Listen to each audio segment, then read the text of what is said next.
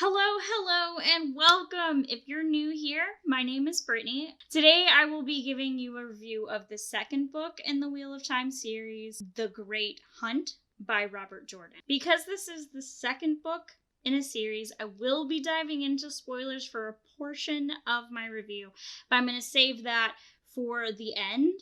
I'm a first-time reader of The Wheel of Time. My goal is to have all 14 of the books read before the series premieres on Amazon Prime, and maybe even have a reread done. If you haven't seen my Eye of the World completely spoiler-free review, I've linked it here in the video so that you can go watch that. Let's jump into the spoiler-free portion of it. So The Great Hunt picks up where the Eye of the World left off about a few months later. The story centers again on the Edmondsfield Five, which is Rand, Matt, Perrin, Nynaeve, and Egwene, and the growing conflict between the forces of light and the forces of the dark. After the events of Eye of the World, Moraine, who is an Aes Sedai, pretty sure that she knows who the Dragon Reborn is, and there is a mystical artifact that is needed for the last battle that is found at the very end of the last book, and most of the group at the very beginning of The Great Hunt is planning to take that artifact to Tar Valon, which is the seat of the Aes Sedai in the White Tower.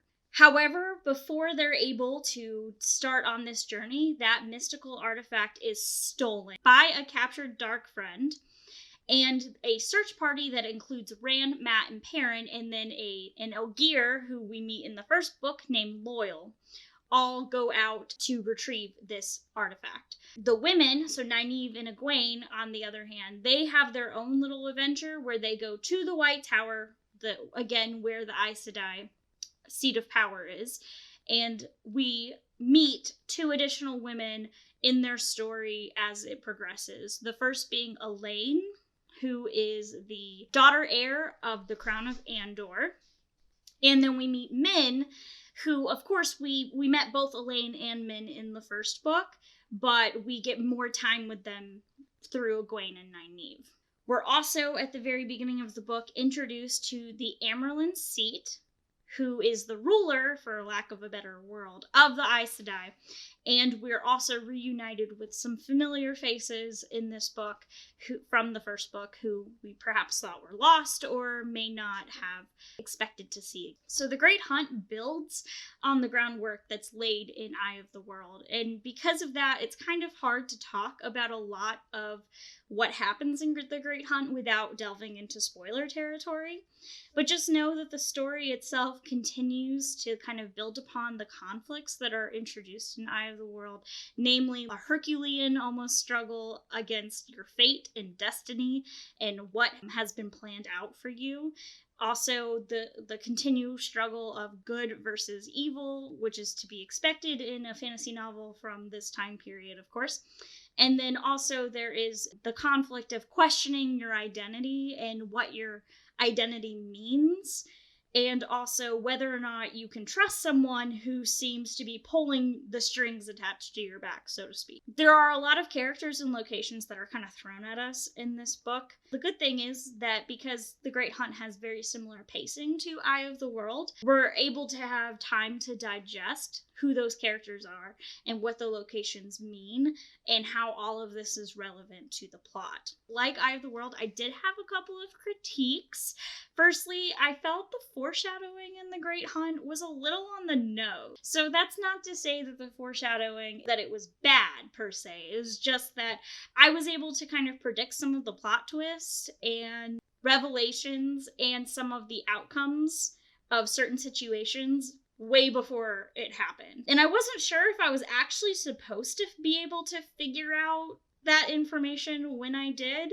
Just as an example, there's a character who we meet at the very beginning of The Great Hunt who, like, as soon as she's introduced, I was immediately like, she's evil. There were just so many red flags, warning signs of this character being on the side of the Dark One, that I kind of felt like if she turned out to not be evil and was like a red herring instead, I would have been really upset because the foreshadowing for her being evil was not subtle at all. And I'm still not sure if her true allegiance is the conclusion that you're meant to arrive at or not. I still feel like, given what we learn in the prologue and all of the foreshadowing and the signs that we get from this character when we meet her, it still seems like you would have felt a little cheated if it hadn't turned out the way that it did.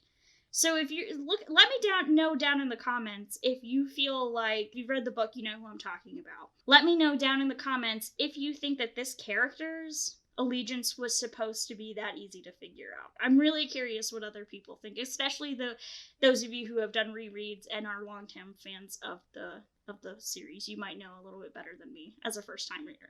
Also, I don't think I will ever like this kind of very popular trope in fiction of characters miscommunicating and especially pretending to be a jerk in order to get someone to leave you for their own good. I hate it. I absolutely hate it. And we do see a character intentionally push away his friends at the beginning of the novel in order to get them to not care about him if he were to disappear. And I hate it. I hate it. I hated it. I hated it. The situation itself works out very well for this character. First of all, his plan works. They do start kind of being prickly towards him.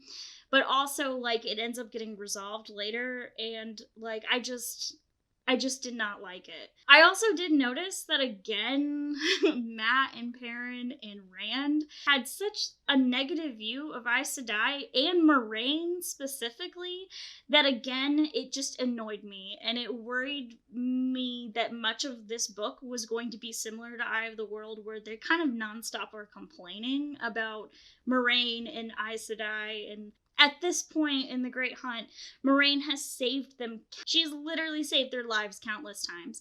And I feel like that should have earned her a little bit of redemption in their minds. Like, I understand that they were raised with this upbringing that Aes Sedai are evil, they broke the world, that they are not to be trusted. I get all of that. It's just, Moraine has shown them at this point in the book and in the series that, you know, she's got their best interests at heart. So the world building in The Great Hunt was exactly what I'd hoped for after Eye of the World, because we're still only in book 2 out of 14. But we did get to see more of the world and more of the cultures, and we got a tiny taste of some cultures that will get expounded upon. We enjoyed the Shinarans. I really liked the small glimpse of the Aiel that we got. And of course, I loved learning more about the Aes Sedai, because again, I just want to know everything there is to know about the Aes Sedai. And we learned a little bit more about channeling in this book, which was also really, really neat to see. Unlike the first book, I found myself equally compelled by Rand and Perrin's chapters and Egwene and Nynaeve's. Matt, again, he didn't do much for me in this book. I'm giving him a break for that because we did get the revelation in Eye of the World of why he doesn't feel like a real character quite yet. I figured that we would see more of his character and have it kind of fleshed out more as we progress through the series and as that kind of gets resolved.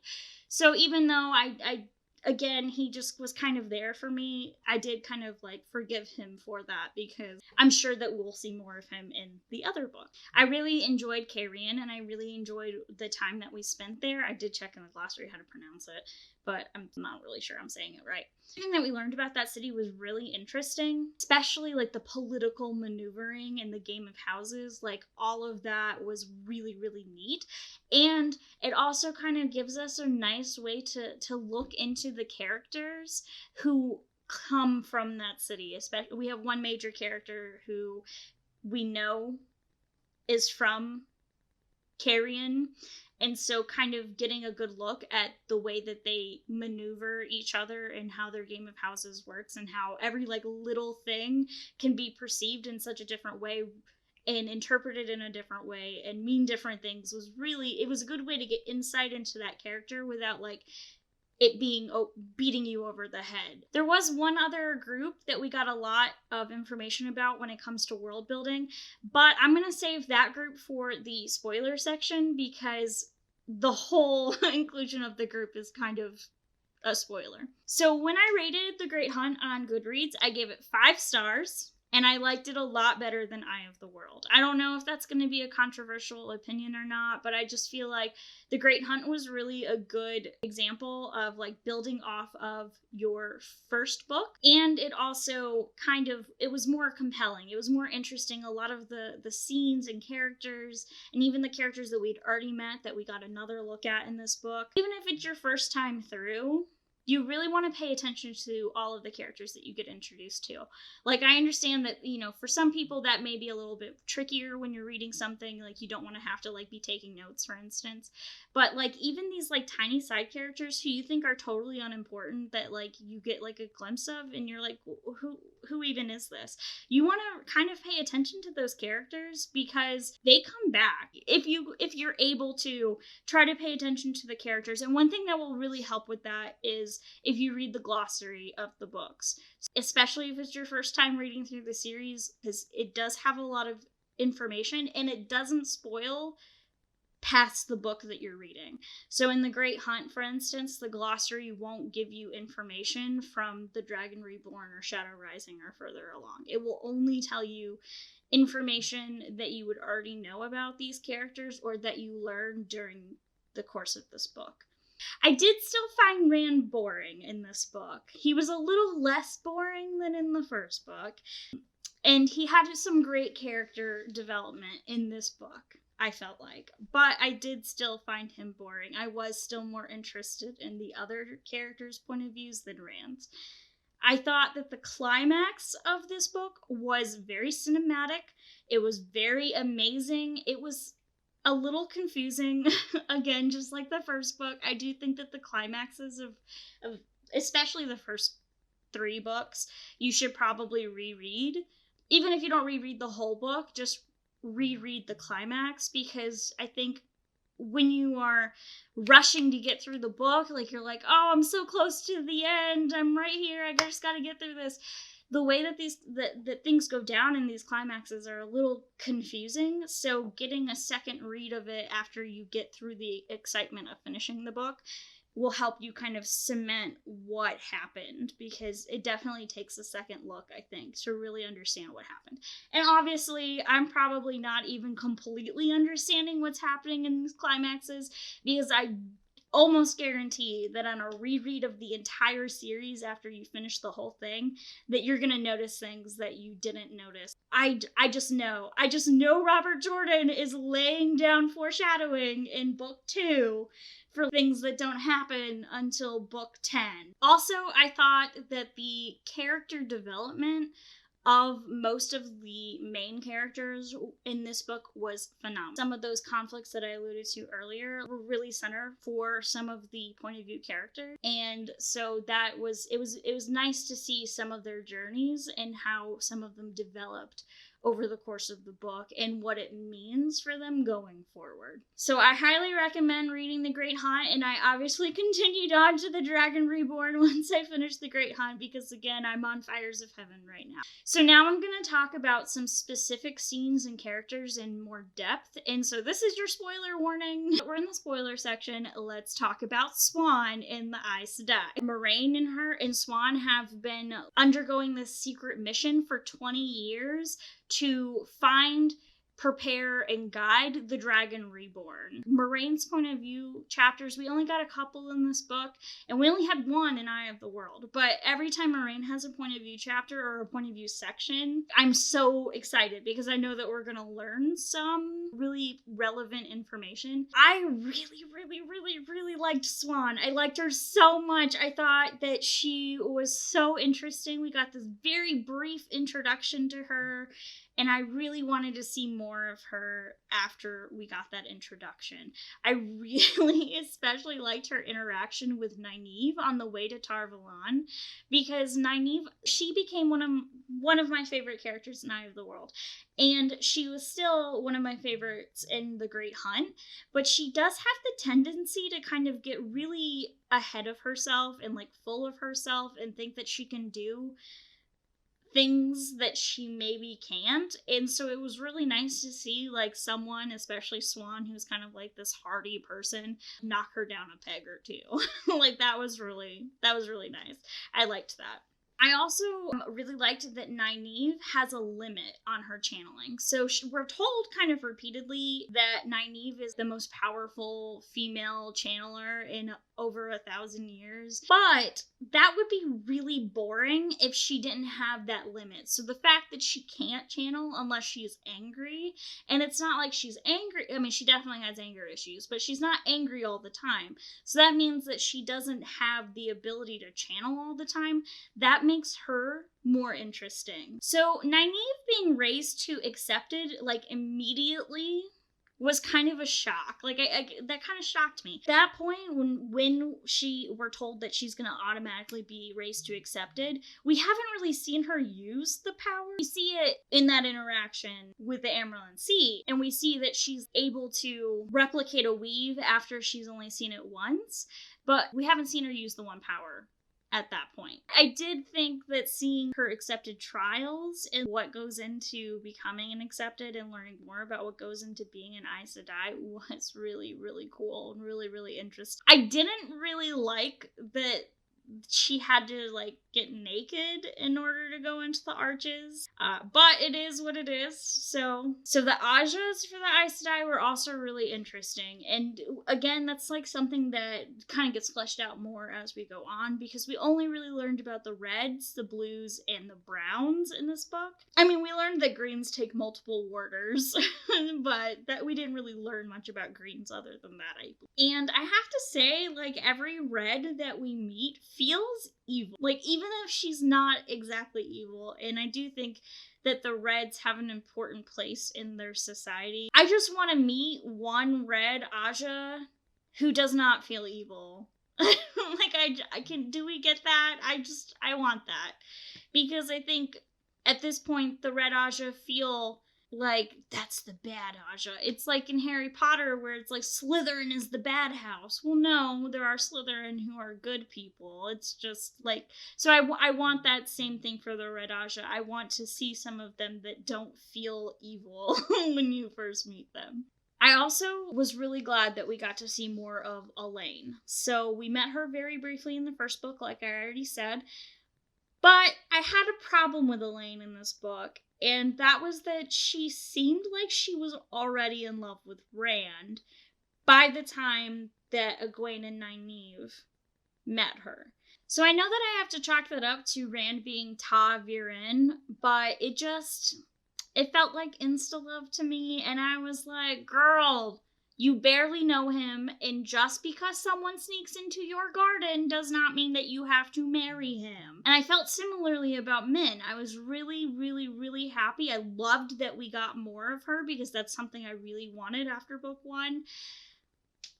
But I didn't like that she was already in love with Rand. I was like, Rand is not that interesting. He is not that interesting. With Min, I forgave it a little bit more than I did with Elaine, because I know that with Min's ability, with her like seeing the auras and the visions and being able, she knew that Rand was the man that she was gonna fall in love with. Speaking of Min's visions, I will say that I immediately connected the dots between Min, Elaine, and Rand. That Min saw in the first book that Rand was going to have 3 women around his funeral bed, and Elaine made a comment about how Min saw that she was going to have to share her husband with 2 other women, and I immediately picked up on the fact that Min and Elaine are 2 of the women that Rand is supposed to fall in love with and or get married to. I need to see Rand literally being unable to choose between these 3 women, or not have a favorite among the 3 of them, in order for me to be convinced that him having multiple women, like him having multiple wives or loves or ladies, isn't just some kind of weird author wish fulfillment at this point.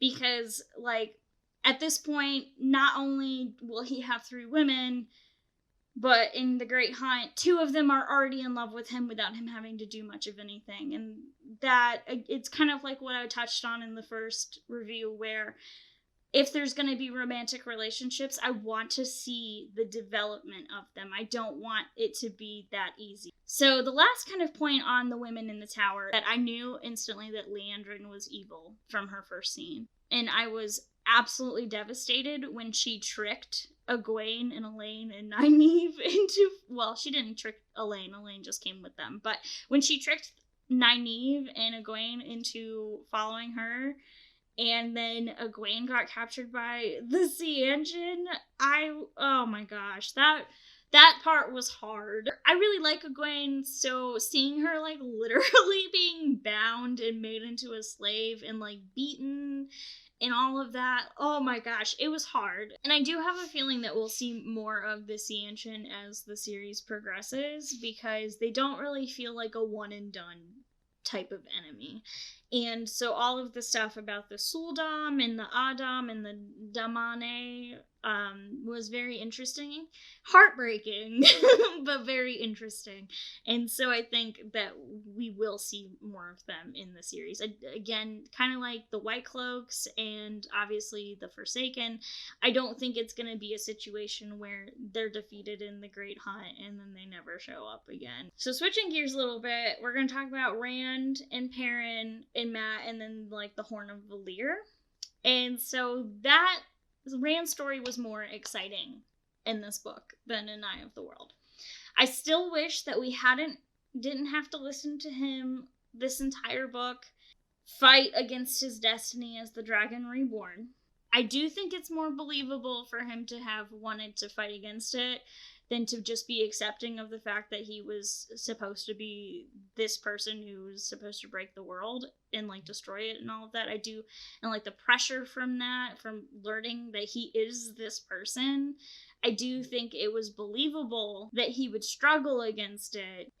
I got a little annoyed with him after a while that he wouldn't just buck up and handle what had got handed to him. Like, the wheel weaves as it wills, Rand.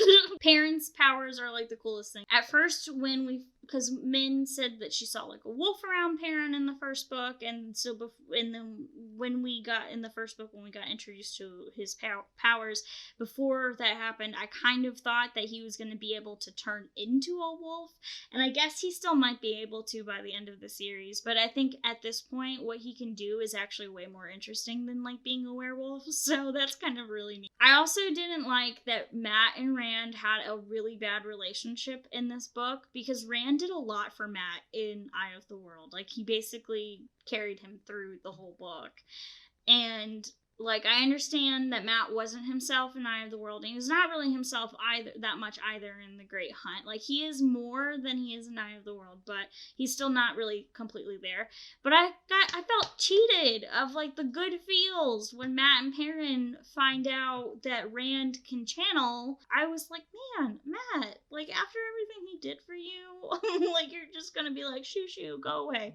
I didn't like that. But Matt had a little bit of a redeeming moment for me in this book, because when he blows the Horn of Valir, like, I died laughing. No one says that you can't blow it before the last battle. It was just such a glorious moment. So I was really shocked when we learned that Ingtar was a dark friend at the end of the book. Like, that I did not see coming at all.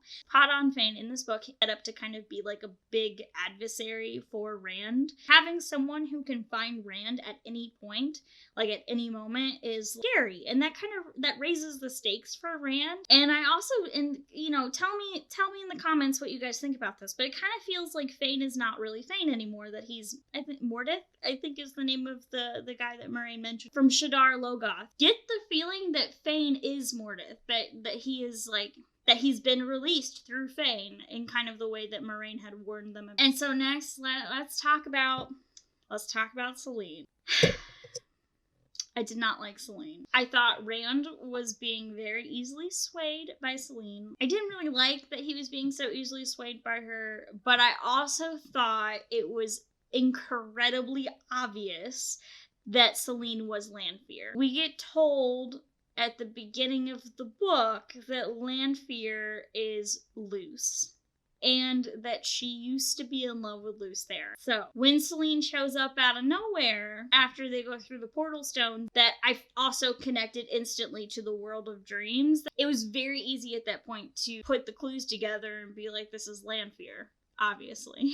And I don't think that one was supposed to be impossible to figure out. I think you were supposed to figure out that Selene, because I knew she was Lanfear, Rand being so like, oh man, I just can't get her out of my head. It was, I hated it. At this point in the series, we don't really know much, if anything, about what the Forsaken can do with the One Power, so, like, I can cut him a little slack now that I know a little bit more about what they can do. Oh, yes, and of course, how could I forget the ending battle of Balzamond in the skies above Tom and Head was amazing. That was just so cool. Like, I was like, apparently Rand can fly now.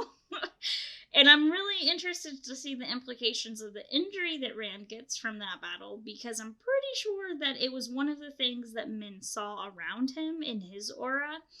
And now, because of that battle, everyone knows that Rand is the Dragon Reborn. So that's kind of got interesting implications for the rest of the series, too. It was a really, really good ending. All in all, I thought The Great Hunt was great. Great. Anyway, I really loved it. I highly recommend it. It only took me 9 days to read it, so I like sped through this one. It took me longer to read Eye of the World, so I was obviously hooked on The Great Hunt. And I'm gonna try to have my reviews of Dragon Reborn and Shadow Rising up soon, so look forward to those. If you want to leave me a like on this video or subscribe, that's cool. If you don't want to, that's cool too. And I would really like to hear from people about what your favorite part of The Great Hunt was, because there's just so many great moments in it that I'm just curious what everyone else's favorite moment was. Mine's probably got to be Matt blowing the horn, because that was just so delightful. But yeah, so thank you so much for watching, and I'll see you next time. Bye!